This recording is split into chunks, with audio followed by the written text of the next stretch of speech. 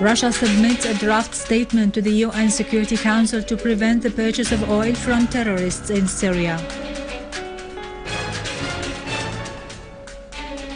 A citizen is killed, others wounded, and suffocation cases are reported among Palestinians in the Zionist aggression on the West Bank and the Gaza Strip.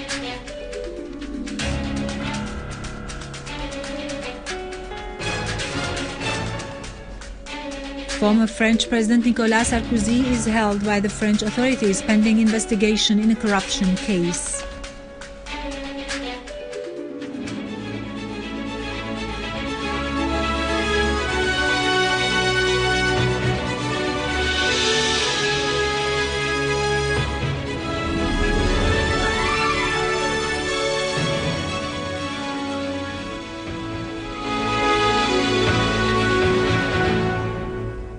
Good afternoon, ladies and gentlemen, and welcome to our news for today.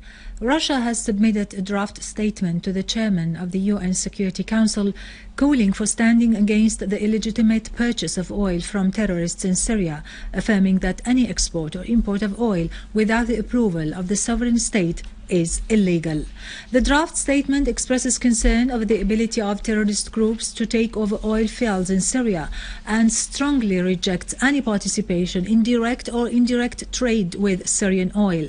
The statement affirms that taking part in such kind of transactions is equivalent to offering financial support to the organizations which are considered by the UN Special Committee as terrorist.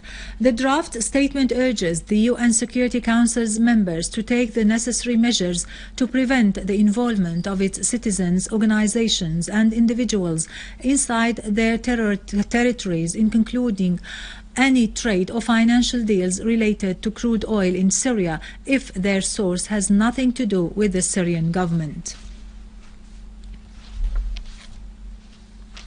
The Syrian Arab Army continues to pursue terrorists in the mountains between the Syrian and Lebanese borders. The Syrian Arab Army has found a terrorist camp containing 3 booby-trapped cars, 2 of which are carrying Lebanese plates and are provided with smuggled and stolen medical equipment.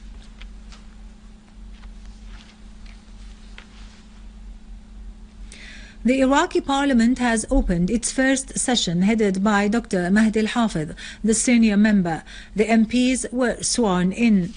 Dr. Hafez stressed the need of putting an end to the present turbulent security situation in Iraq, affirming the need to make the parliament a center of legislation and supervision. He said recovering security and stability is an essential precondition for development and reform. Discussion centered during the session on ways of solving the political crisis in Iraq and means of maintaining coordination among the various political blocs to confront the dangers threatening Iraq, particularly represented in the terrorist groups that wreaked havoc in some regions. The Iraqi people hope this session would come out with positive results, leading to the unification of the political forces at this critical stage to support the Iraqi army in the face of the terrorists and the attempts to shake up Iraq's security. On the latest developments on the ground in Iraq, Iraqi security forces eliminated 13 terrorists from the so-called the Islamic State of Iraq and Levant. Among the terrorists killed, there was Abu Bakr al-Shishani in Kirkuk.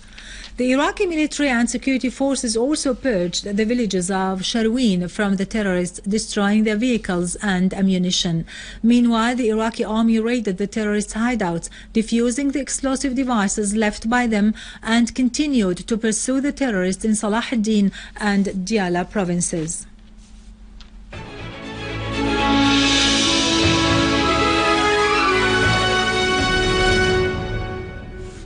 Welcome back. In occupied Palestine, a Palestinian young man was killed and many others injured as the Israeli aggression was escalated in the West Bank and Gaza Strip during the last few hours.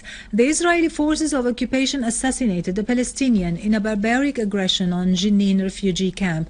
In cold blood, the Israeli forces of occupation opened fire at a Palestinian young man in a vehicle, killing him on the spot. The heinous crime by the Israeli occupation aroused anger among the residents of Jenin, who clashed with the occupiers. The occupation forces continued their raid on the camp and the nearby Jenin city, using great numbers of Israeli soldiers, injuring dozens of Palestinians.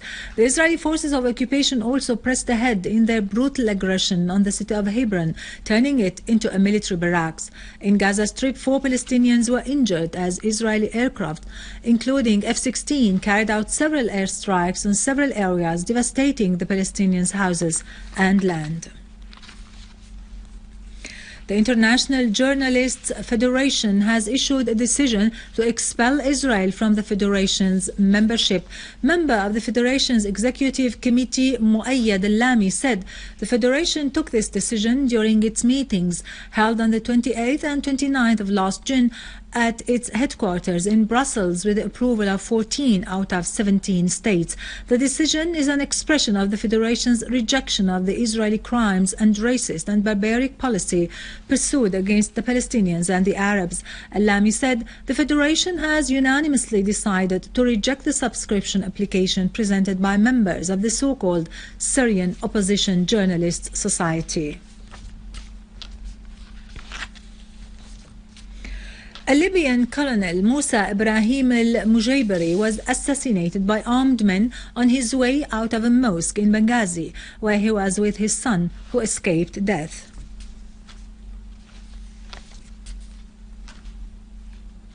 Finally, former French President Nicolas Sarkozy has been held by the French authorities pending investigation into a corruption case. He will be interrogated by the anti-corruption squad investigators at the French judicial policy for a period that may last for 24 hours. This development occurred at a time when he was expected to resume political activity and recover the presidency of his party, Union for a Popular Movement, that has been facing trouble as a result of forged invoices. With this, we end our news for today. Thank you for watching. For more details about Syria and the region and to view this bulletin again, you can always visit our website in English, syriaonline.sy. Now to latest business and market news with Nariman Qassam, but after a short